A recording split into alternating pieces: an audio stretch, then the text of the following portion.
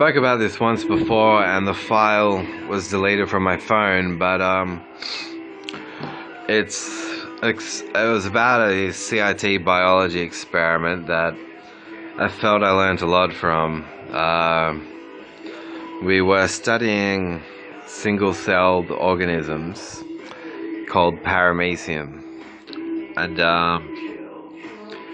our instructions, the teacher had a bag, essentially a satchel containing mostly water, but also clusters of algae and paramecium. So paramecium are these single-celled organisms that contain organelles, and our objective for the science experiment was to make pencil diagrams of all of the organelles contained within the paramecium and to study their eating habits. Now, their primary stimuli or source of food was algae, is algae, and our instructions were to get a microphone with a microphone powered telescope?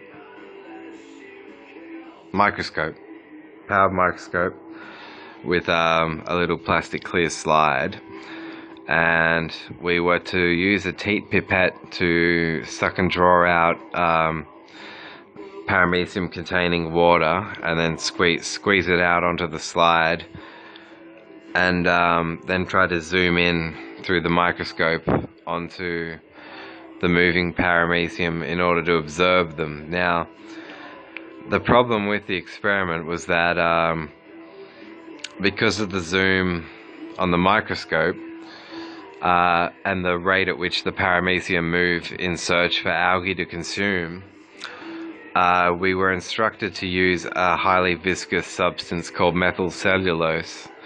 And the point of the methyl cellulose was to mix it in with the water sample and the culture sample of the paramecium, so that should we see a paramecium, the viscosity of the methyl cellulose would cause it to move and travel at a lower speed. We would essentially be slowing down its movements so that we could observe it.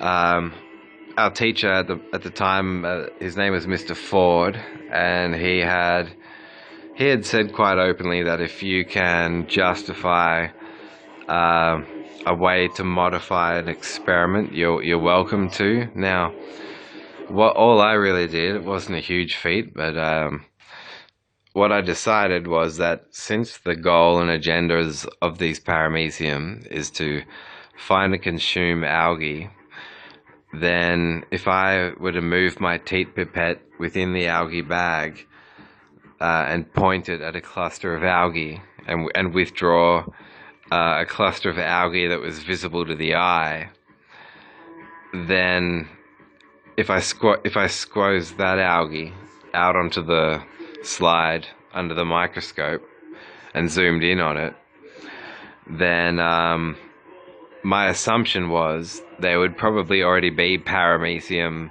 around that algae that had found it, that would be feeding off it. And since I'd assumed or predicted that they would indeed be feeding off it, then the fact that they had found some algae to feed on would demotivate them from moving and going around looking for more. So I thought, in that event, I can make the experiment more natural, because if the paramecium are already going to be parked by the algae, they'll have no motivation to move and search for any more. I'd predicted that they'd just be more or less chilling out there, feeding off the algae.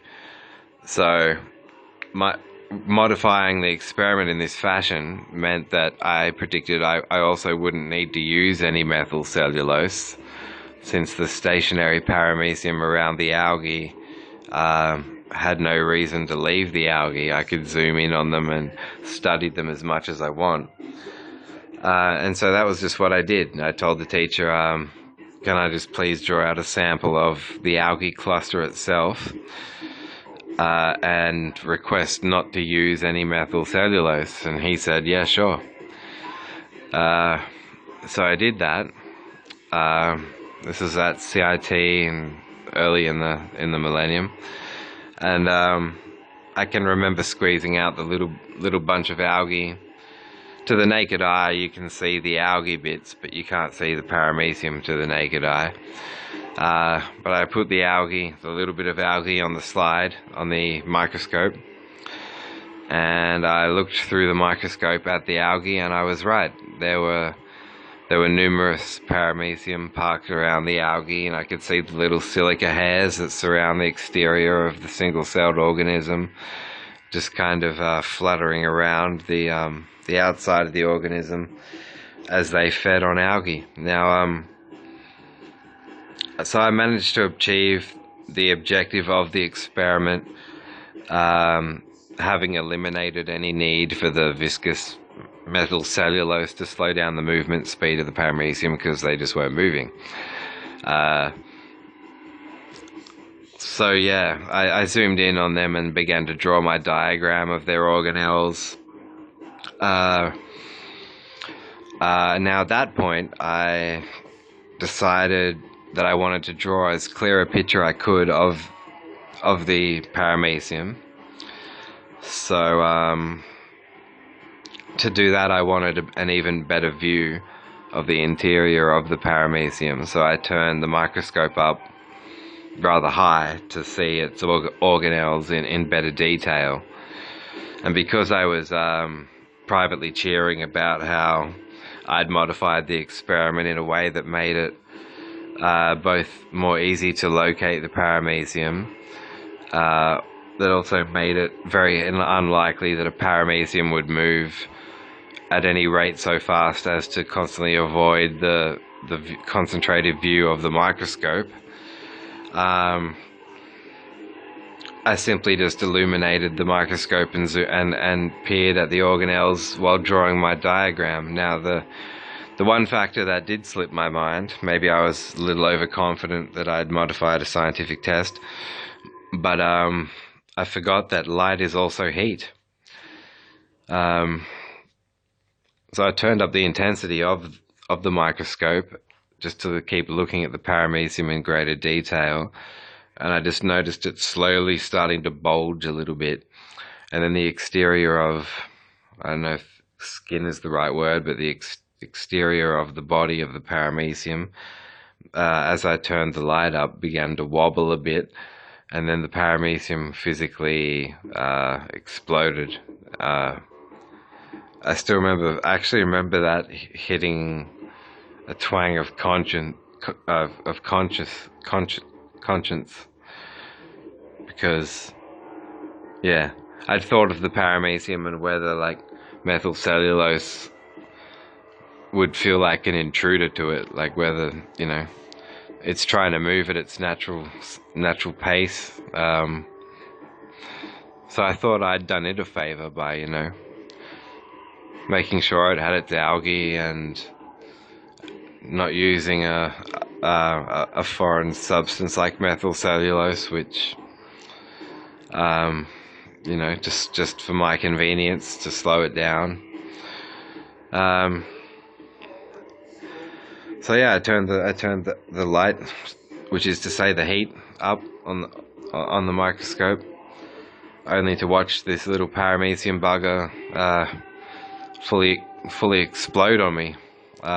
It burst, and its organelles started to roll out of this exterior burst on the single-celled organism. I actually got quite sad, even though, you know, no one seemed to complain about me killing a paramecium, but I felt bad. And I guess what the experiment illuminated to me is something that it was like a reconfirmation of something I've always kind of understood, and that is that in science, the observer effect changes the nature of the subject being observed.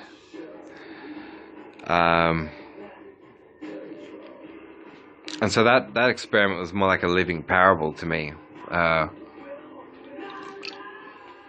My my book, I might write a chapter of the parable of the paramecium.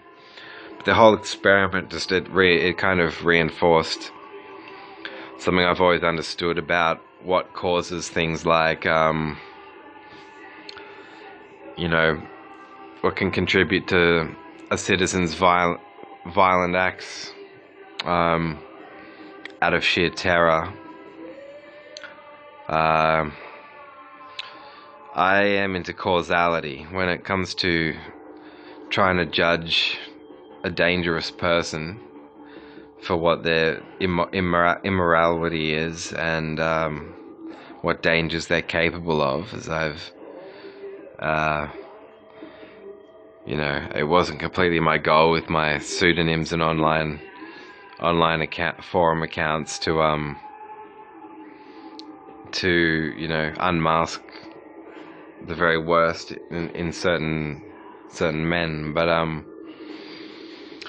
when you deconvert from religion and when you hate the crucifixion of Jesus, as far as Christianity goes, I'd imagine I used to have a dream where the crucifixion had just started and they'd left him on the cross, and some friends and I and Mum, we rock up to the cross, and Mum uses her surgical equipment from the hospital's operating theatre to rip the nails out of Jesus' wrists and feet, and we give him a pair of jeans and a suit and tie, and use antiseptic wipes to remove the crown of thorns, and use these antiseptic wipes to make sure his skin's alright. And once he's off the cross, we hovel away to safety, and I turn back and light the cross on fire, as it has no one on it. It's the one thing I don't mind about the Ku Klux Klan, except I don't know what their religious imperative is when they burn crosses, whether it's anti-Semitism or whether I'm not sure. My only real awareness of the Ku Klux Klan comes from a John Safran documentary. You can only falsify so many religious systems before theism in general becomes nauseously off-putting.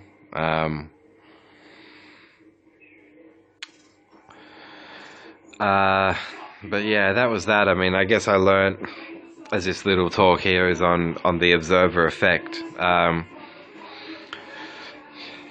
admitted to feeling oppressed by the police state mentality. I look back at that camp I went on as a kid, and I think, well, the judgment made of me just for, I'm not sure what the offence even was, insofar as I hit a few peach stones over the fence, and the neighbour didn't tell me off. He confronted me directly, having collected the peach stones into a plant pot, and handed them back to me. So I went back out the back and started hitting them again, just into regions of my yard, or the occasional one went back over the fence again into his yard. But he didn't voice a direct complaint to me, and Mum didn't voice a direct complaint to me. She just said, "You're going on this camp with the cops." I didn't regret the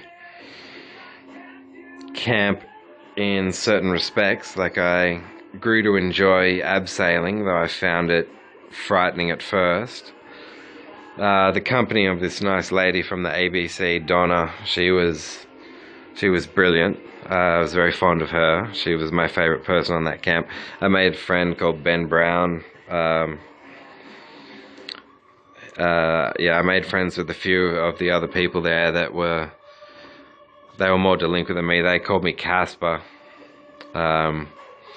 Because when we went abseiling, I was wearing white overalls, and when we abseiled down the roof of a cave, even with my harness on, my body weight was too light that I couldn't free fall down the cave. I had to physically feed the rope through the harness. to lower myself and shake my body to drop down to the ground level of the cave. But aside from being fed condensed milk in tubes, and aside from, you know, the policemen assisting in establishing these harnesses, I really can't remember them saying much to me about what they thought of my character conscience or things like that. It was yeah, the real mature one was this lady Donna from the ABC. But yeah, given my experiences from 2010 to now, I'm starting to think that there's some real multifaceted concerns for me to resolve, which I'm thinking about how I'm going to go about resolving them. It's a real shame if kids from, you know, divorced families that get referred to camps with the police and then have this association with police that they didn't ask for, but they cooperate anyway, and they, you know, you learn a thing or two. I didn't learn, I mean, I didn't enjoy the religious overtones of the camp, and from memory I wasn't too, the police just seemed standoffish. I didn't get into any fights or arguments with any of the other members of this camp, this wee Jasper camp, but I did make a pretty cool friendship with this news reporter Donna, and I'll always remember her.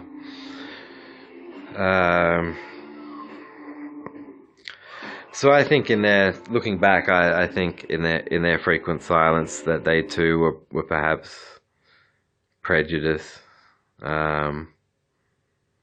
because they'd probably done what, you know, every sort of semi-genuine friend I've had in Australia has done, and that's, you know, what's the most disturbing part of your childhood? Oh, okay, we'll focus on that every time we look at you. We'll pray for you for it every time we pray. You know, I absolutely hate being prayed for. It's, you know, it means I've got. You watched the Satan clip by Marilyn Manson. It's about to me, you know, my mucosa cyst, which yeah, that's my retirement present for listening to dictations on genetics.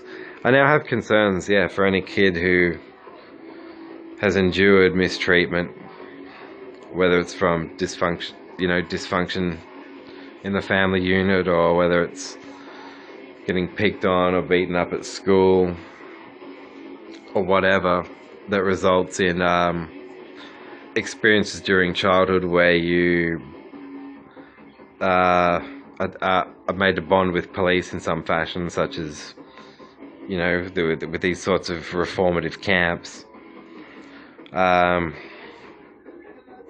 And if they go on not really having the support of a stable family unit that are there for them when, you know, during the tough times,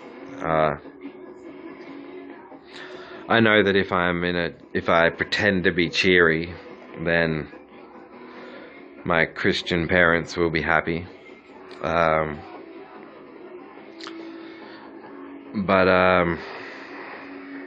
Yeah, I'm now at the age where, you know, I'm starting to go, what will they do if my skull's bashed in? Will they visit me in hospital? If I report this person who assaulted me and there's another magistrate's court hearing, will my mother even care to appear at the hearing?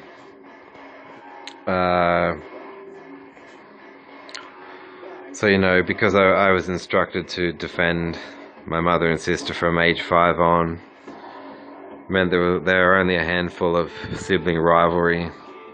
Most friends I speak to seem to have been involved in more sibling rivalry than I was, because I was given this guardian status in kindergarten, and I look back now and see it as having been really, really draining. I also see it as quite fucked, really, that the reciprocity just isn't there. I'm heavily medicated because of my disabling pain, and it's not. And even my mum just thinks, oh, he's a drug addict. I'm like, if I was a drug addict, I would not be choosing. I wouldn't be wanting these sorts of drugs. And I'd be at some nightclub right now. I don't like the term addict because it implies that you're not able to, you're not able to stop when you want to. And I mean, I don't even like being on these pain medications. They're necessary for the time being for me to be able to function. So yeah. Despite all the talks we've had about unbelief, my mother, I know, is still, she's still very much into believing that, Big Brother is God and Jesus, ready to make her live forever. It's a sad thing to see that, and I'm not sure what the prime reasons are for getting a little rejected, whether it's my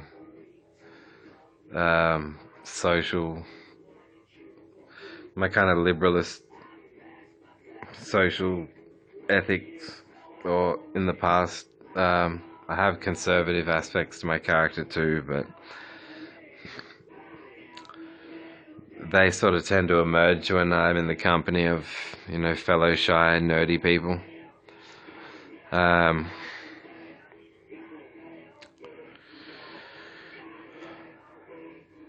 Yeah, this and all this talk about genetics causing things it's so bizarre, because even in the States there are doctors claiming they've discovered the gene that causes God belief.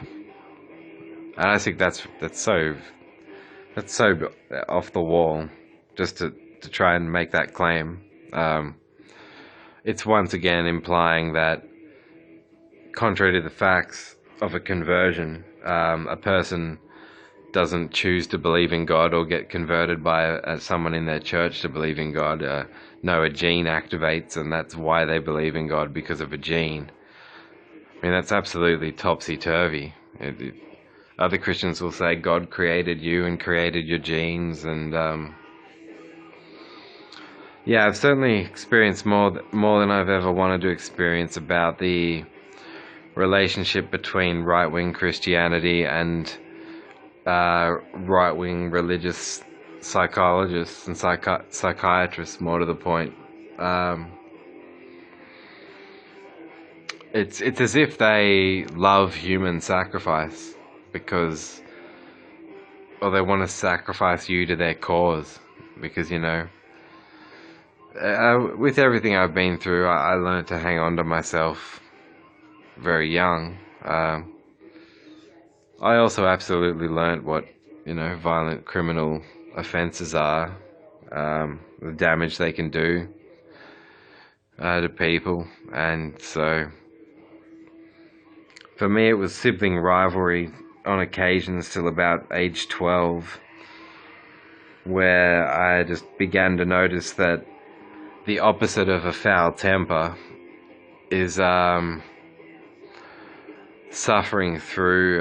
suffering through a point of contention, and resolving it by thinking for yourself.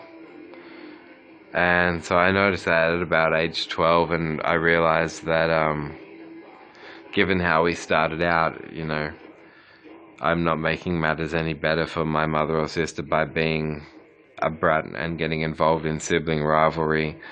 I worked that out by age 12, and then, verbally I could be a smart ass from time to time, and a girl in one of my science classes once smashed my head into a table and caused bleeding down one side of my head. We're still friends, and I didn't dob her in or report her because I was part of a joke made by the jocks at the back of the classroom. And I was trying to fit in with the jocks that day, so there's a sense in which I would say to myself, well, Luke, you've learned your lesson. But, one twisted thing that grew out of people talking about transference, genetics, sins, is that they all expected me to take after, the worst possible example I could find in my blood family, and I can only imagine them all having close ties to their fathers. I unfortunately can't recite to you a single moral lesson or storybook lesson from my blood father. I just know about what terrified him, and there's more than one cause. And that's in a way that's part of what I was doing on these Christian forums. I had a theory that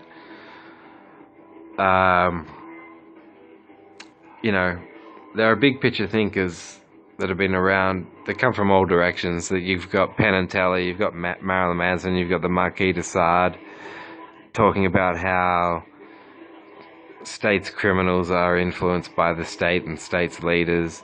They can be influenced by the army to shoot someone. For example.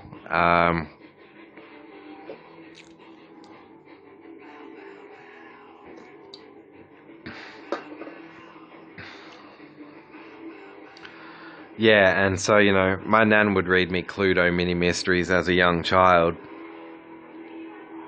But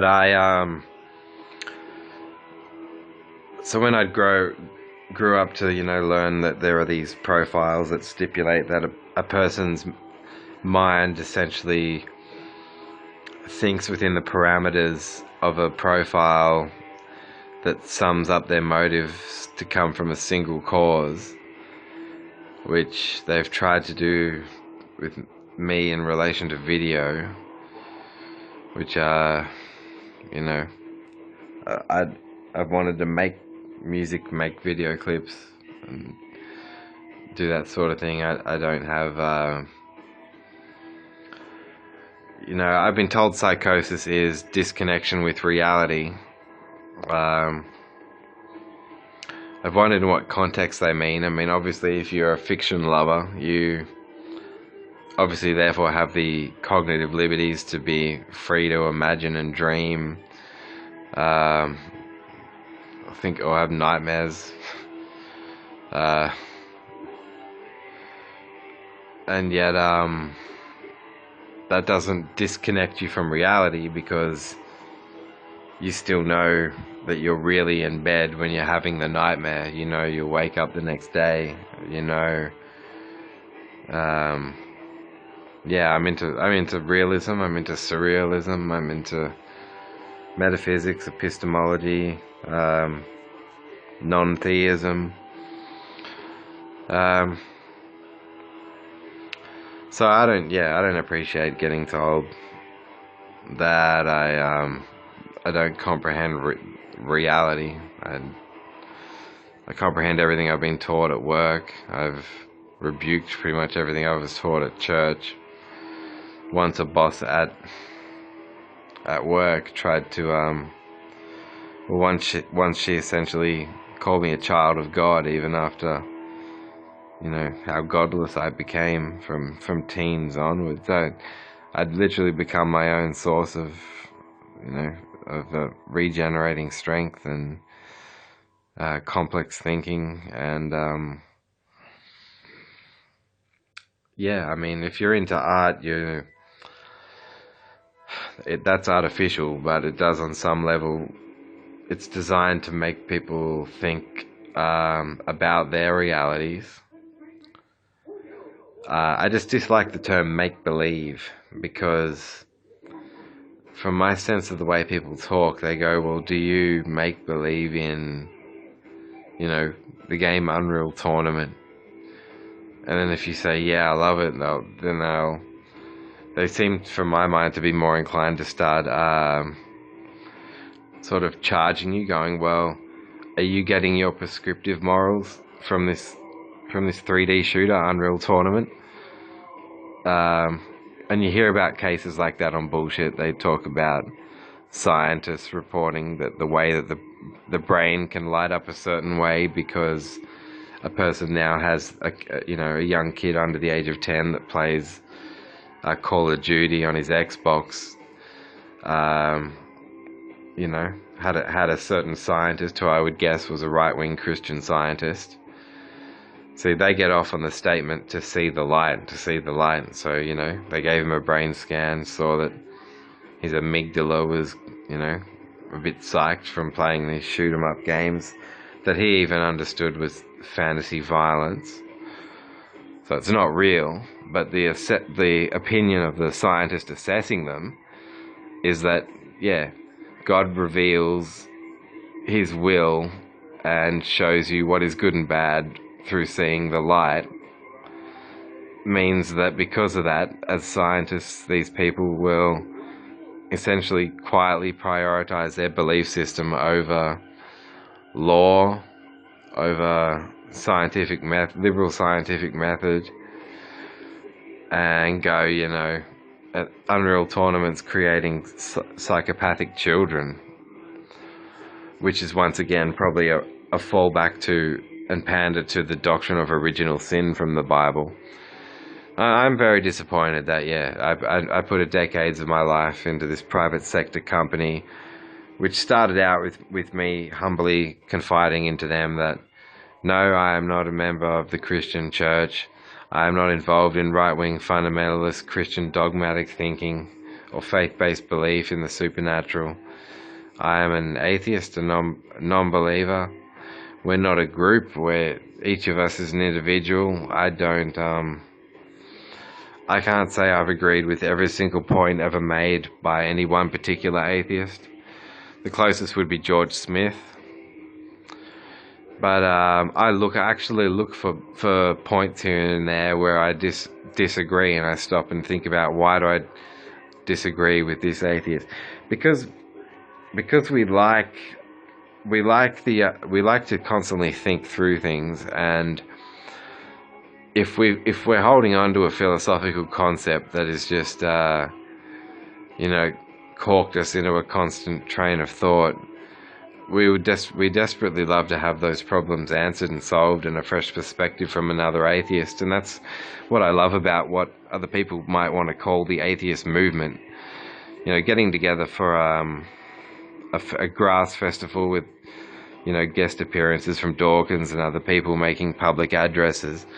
Atheism is not a religion. It's that sort of vibe is just like if you were going to a music festival, because no one atheist is obliged to share in the worldview of the atheist to their right or next to them.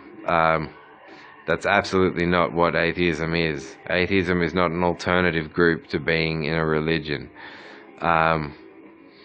It's only as far as any one individual atheist is concerned. I mean, all that every atheist has in common is atheism. Like without theism, which is to lack theism. So aside from that, an atheist could be any type of person that they want. It's just the only thing that will make them not an atheist is if they're a theist, if they take up God belief. So long as they're without God belief, they're free to be any kind of atheist they want. It's just that I would prefer to see a rise of the more enlightened, and to see the progress. I miss Christopher Hitchens. I'm going to attempt a book of my own. But yeah, I really think that doubt, the right to doubt and to think freely for oneself, to have no God to answer to, I think it's absolutely beautiful. And it would have been even better if Julia Gillard had stayed on, and we still had her support to this day. I'm going to sign off for tonight. I will make more. Okay, so now I'll go back to the actual legitimate experiment that was deleted from the last 2 takes. I was talking about the Stanford prison experiment. This was an experiment where a culture sample of about 40 people, I think most, was established out of healthy citizens with no history of any mental disorders or anything like that. Oh, they all had jobs, but they were taken to an empty prison facility, and half of them were assigned guard roles, given guard uniforms, the itinerary of tasks for a guard and guard duty, and the other half were given prisoner uniforms, made to be prisoners, put in cells. And the experiment was supposed to last over a number of days, where they were going to observe the interplay, essentially, between the guards and the inmates. But what they found, to their astonishment, was that they had to call the whole experiment off. And it was deemed an unethical experiment because within quite a short amount of time, I think at least a day, but possibly a day or 2 or something like that, many of the prisoners were snapping and yelling, or trying to harm themselves in their cell, or yelling, swearing at the guards, and many of the guards were getting aggressive towards the inmates, threatening them, and I think possibly 1 or 2 physical fights initiated.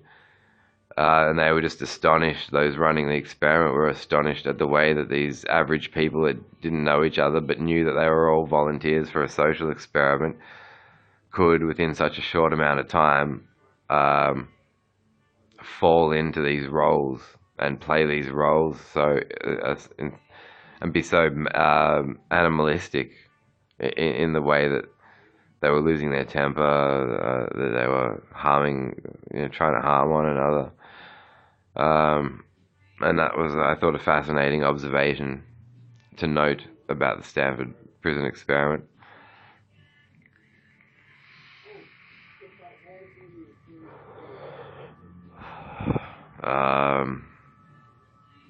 And the other one was, I know less about this, but 1 or 2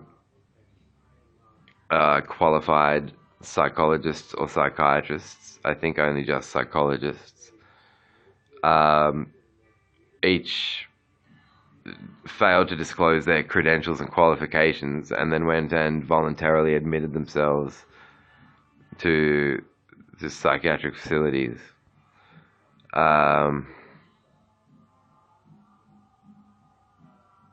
I vaguely recall a note that once the inside, their instructions were just to speak completely normally, and like all their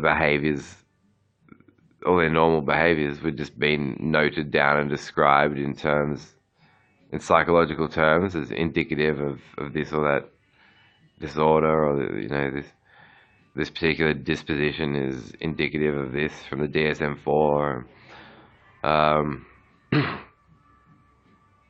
So they apparently found it difficult to get out once they got in. They had to end up telling the staff and the security that they were themselves psychologists, that they were essentially taking note of.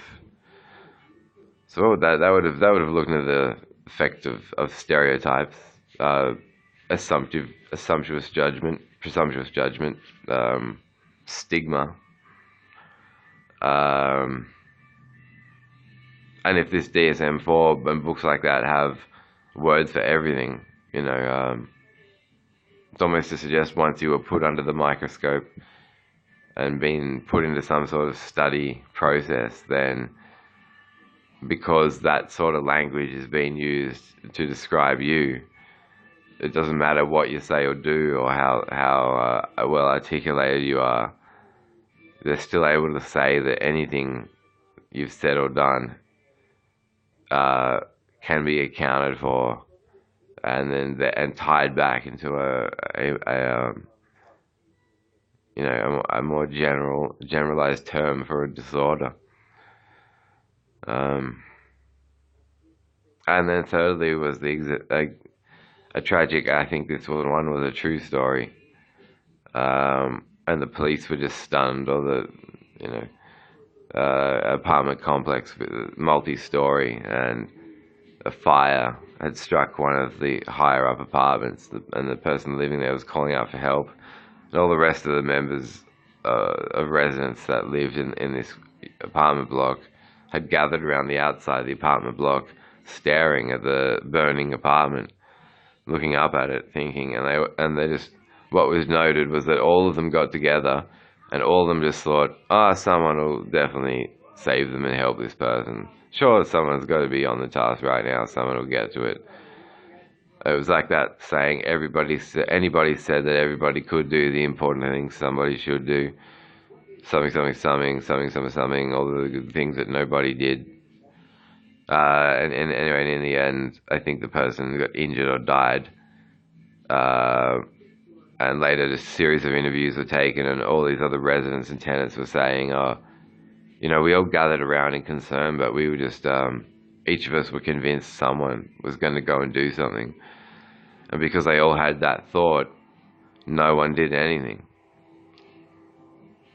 But yeah, I can't recall the name for that effect either, so I'm sleep deprived. Roger Toll and Gary Cairns think that they are better than existential psychoanalysts, but they are 16th century Freemasons. So they can't really measure a fart in a bathtub. The bathtub is too modern for their beliefs. Go back to the 16th century, you herpes bald faggot.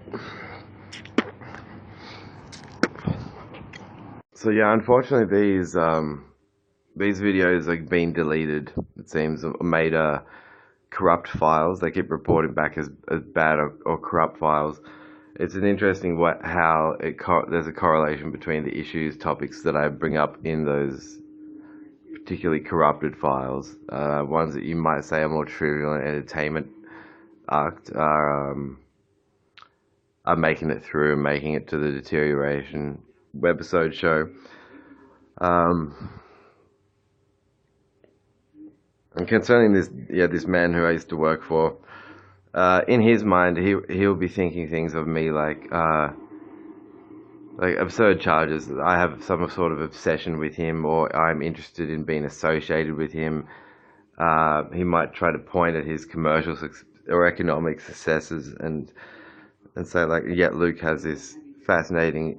The men who I'm interested in include mine's like David Bowie. I'm very real way still mourning his loss. Both what he did as a social phenomenon, pioneering the bisexual rights movement, I think is incredible. Plus his art skills, his ability in theatre, movies like Labyrinth from the 80s, and then when you would watch how much of a chameleon he was as a performer and a writer and a singer and a musician, that he would reinvent himself in a new genre of. So to continue that, there's no organised group of atheists who get together. There have been atheist conferences, and then the atheist next to you could be a moral relativist who thinks that the only morality is an illusion, and everyone's just got self-serving interests at the base of all their moral composure. There could be a moral objectivist who think that, independent of opinion and what anyone else thinks, there are certain objective moral truths. All one atheist needs in common with another atheist is that they lack the chosen subscription to adhere to a religious belief system. I look tired today. And I'm very tired. This has been a very, very tiring decade. And you know, those who have messed with me since the start of the decade, you would think by now I would know that they had truly backed off.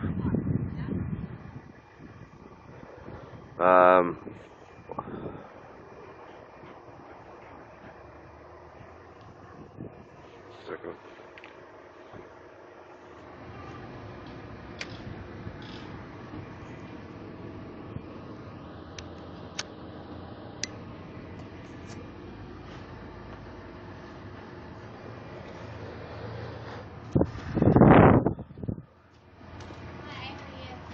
It's about how are you? Oh, okay. Well,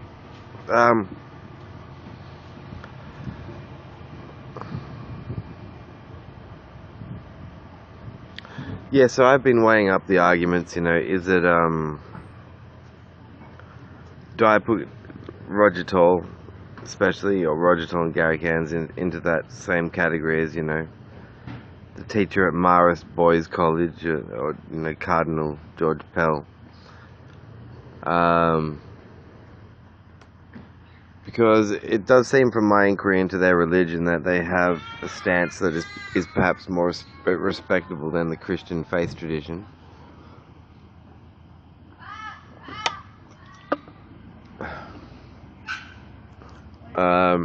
It nonetheless does seem to be theistic.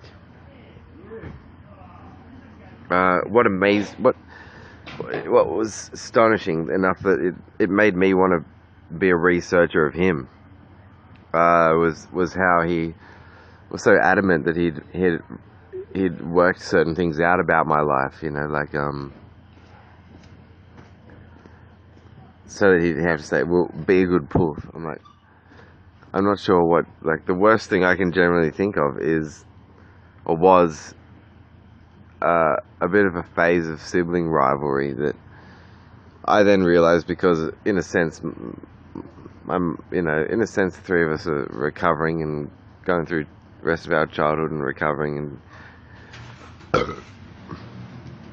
I started to get into music and form the band ties that, you know, to my favorite bands. It's still my favorite bands to this day, and I started taking interest in philosophy.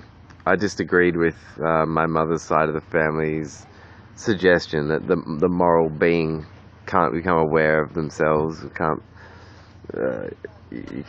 enjoy, like, existential moralism, and unless you're a Christian. I think that's a horrible idea.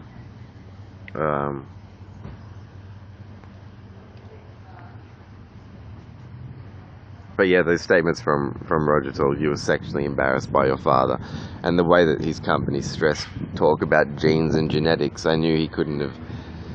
I also know that my second stepfather, I never called him father, and my first stepfather passed away when I was 10, so he had to have only been referring to early childhood, and my blood father went to prison when I was 5 or 6, so it meant he'd had thoughts about me having some sort of sexually based experience, feeling, or thought at some time, and that was caused by my father, according to what Roger's statements, and I just could not, for the life of me, I could not recall a memory. I could not think of understand the feeling he meant. To learn later that, yeah, he genuinely does spend time, and does he excuse this manner of thinking on the basis that he's into research, or is it discrimination? Is it violation of the Sex Discrimination Act and the Religious Discrimination Act together? What is it? It's one of the most pedo things I've ever heard. The man disgusts me.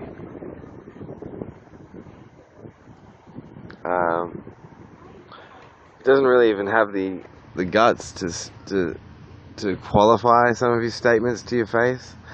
and statements like "be a good poof." He obviously thought I was running at risk of being a bad poof, because he didn't. And I met his company because I caught his shoplifter. So I didn't submit a resume or anything like that, or I really, really would love to work here. I just caught their shoplifter and then asked while I was there, and they said, "Can we thank you somehow?" I asked if I could have a job.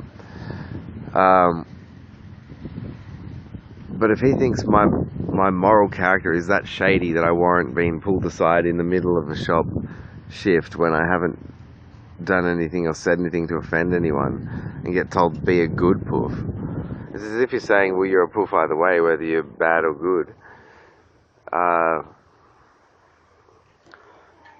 But yeah, and this video file seems to be deleted. I don't think his views of gay people and how how their hearts and minds work is immune from charges of being offensive to the gay community, because he seems to think all gay men should hate women, all women, instead of that archetypal focus that it's a gay man's preference to be romantically involved with other men, and it was a lesbian woman's preference to be involved with women. So that's who they prefer, not, a lesbian woman may be defined as a person who hates all men, because that's not true either of all. That's not, so the guy's an idiot. And that's all he'll have to try to say in the end to try and explain himself, is he'll have to try and call himself nuts, insane, or getting old, and old age is taking its toll. But he's that persistent. People have called him ruthless, like ruthlessly persistent in getting what he wants. That I was thinking as I moved up in the company, well then surely, the more work I'm doing when Roger's around, I bet he has so many really insightful, wise, intelligent things to say, because he must love having responsibility with all these stores he's opened and all of this. He's helped pioneer a whole franchise. That's something he's got to be proud of. And then you don't hear him say shit all that's even relevant.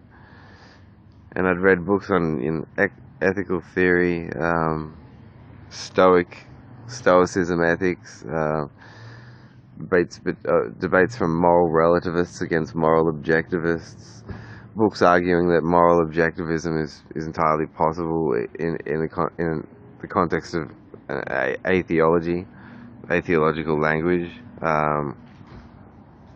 arguments that morality are mere illusions, arguments that morality are just social conventions as a byproduct of our evolution.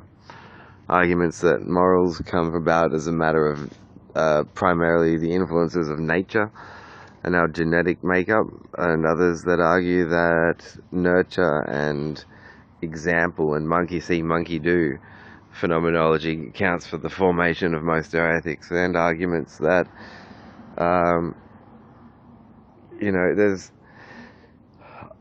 I've quite possibly read more about the phenomenology of moral philosophy than Roger has.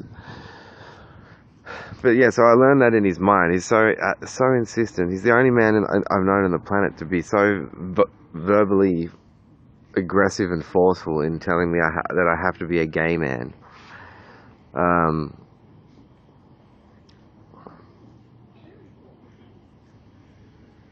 But yeah, I started to realize this actually, it's a guise that he's trying to say these sort of things as an employer or a pharmacist. This is actually like the psychotic element to a religious mind. That's what I began to work out about him, because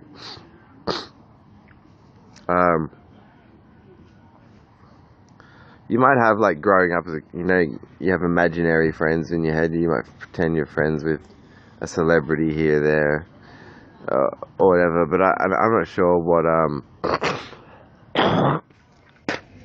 in the Freemason church, I'm not sure whether Lucifer functions as a sex symbol? Like, do they imagine Lucifer watching them when they're having sex? I understand their narrative has something to do with Lucifer destroying the Christian God, but that's one man versus another man.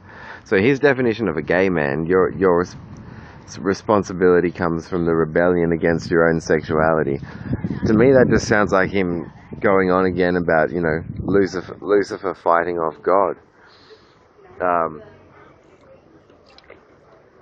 I'm a non-theist, so I don't think about, and I love the Privacy Act. I don't think about Lucifer fighting God over and over again. But if he's religious affinity for male deities in fights with other male deities, you know, something from the grand old years of paganism, has nothing to do with his responsibility as an employer in the first place. It's unprofessional in the second place, and it has nothing to do with pharmacy in the third place. It has nothing to do with my workplace training and education in the fifth place.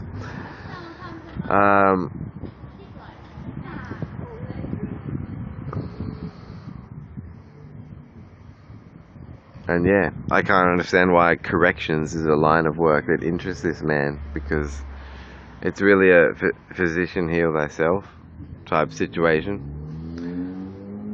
Like, if you want conflicts, try and prove your stupid Freemason. The Freemasons, like, they're not worth a mention in the school of in the current arena of philosophical debate. They I'm sure representatives of theirs have been invited to tons of debates with unbelievers, but you look at it on YouTube and it's not much to find.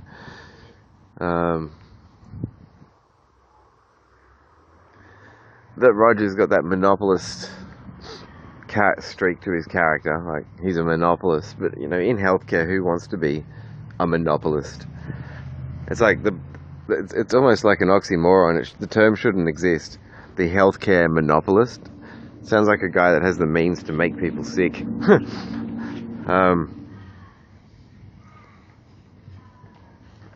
I suppose you might say he has his ways of doing that.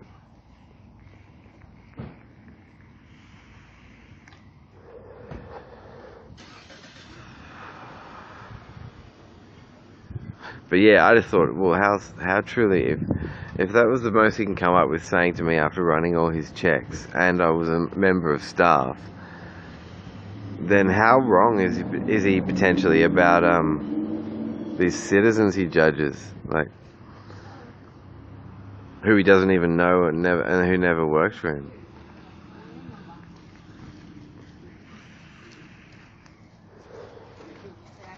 "14 minutes. I look tired. I'll be back."